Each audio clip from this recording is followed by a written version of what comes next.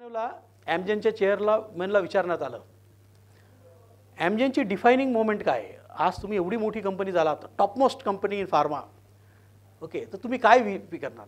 तर त्यांना ऑप्शन पण होते, व्हेंचर कॅपिटल मिळालं, फंडिंग मिळालं, IPO आला, ओके, FDA अप्रुव्हल मिळालं, त्यांच्या पहिल्या मेडिसिनला अप्रुव्हल मिळालं, okay, some other major products. तो बोलला नाही. म्हणजे पत्रकारांनी विचारलेल्या चारही गोष्टी ज्या मोठ्या मोठ्या अचिव्हमेंट जगाला वाटतात त्या सगळ्या त्यांनी नाही सांगितलं.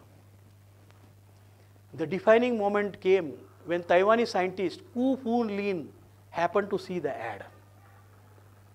कू लिन नावाचा एक शास्त्रज्ञ, त्याची नोकरी गेली होती, घरी बसला होता. त्याच्या हातात आहे ना काहीतरी करता करता करता कुठेतरी असा अपघातातला एक पेपर आला. त्या पेपरामध्ये ह्यांची जाहिरात होती आणि कू फून लिननी ती जाहिरात वाचली आणि त्याने अप्लाय केला.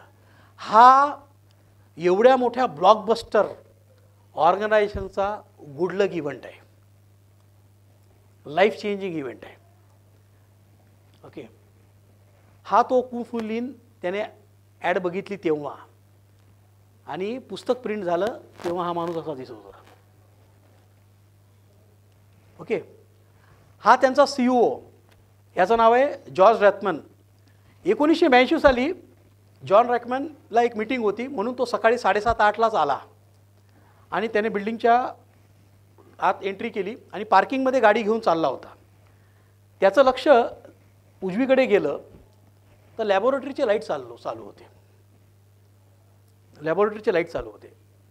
जसं तुम्हाला वाटतं लोक लाईटचं चालू करून गेले तसं त्यालाही वाटलं, म्हणून त्यांनी पार्क केली आणि तो वर गेला लाईटं बंद करायला. जसा लाईटं बंद करायला गेला तसं त्याला आतमधनं ठेंग ठॉंग ठोंग काय बाटल्या बिटल्यांचा आवाज आला.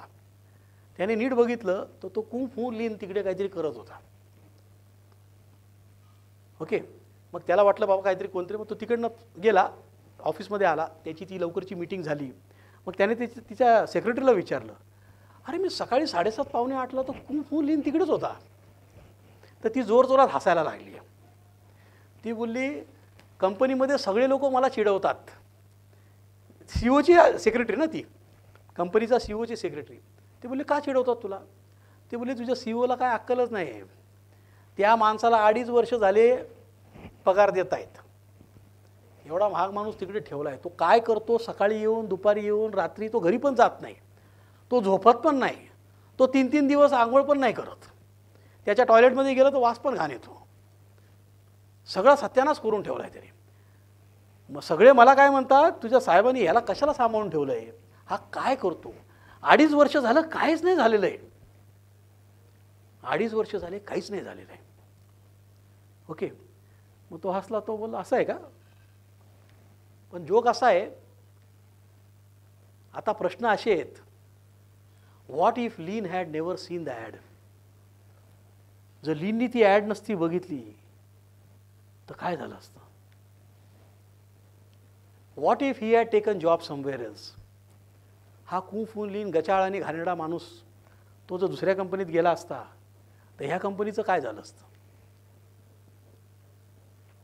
Would Amgen have created the first $1 billion biotechnology blockbuster?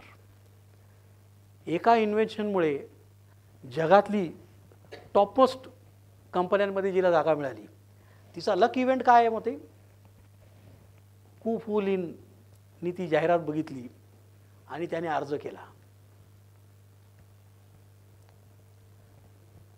We think luck is what, but luck comes from who. Luck म्हणजे काय नाही, लक म्हणजे कोण? Who, who not what.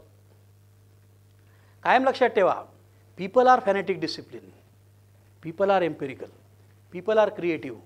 जे काय करतात ना, लोक कल्चर बिल्ड करतात, लोक कंपनी बिल्ड करतात, लोक इन्व्हेंट करतात, लोक इंट्रोड्यूस करतात, लोक गोल अचीव करतात. त्यामुळे लक म्हणजे काय? Crucial, people luck, the luck of fighting right partner. खूप नशीब पाहिजे. राईट पार्टनर मिळणं, राईट मेंटर मिळणं, राईट लीडर मिळणं, राईट टीममेट मिळणं, राईट फ्रेंड मिळणं, हे खूप महत्त्वाचं आहे.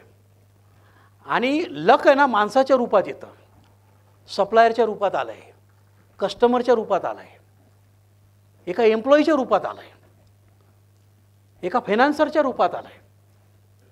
ओके, वेगवेगळ्या रूपामध्ये हे लक येतं. Luck always comes in the form of people who. Okay.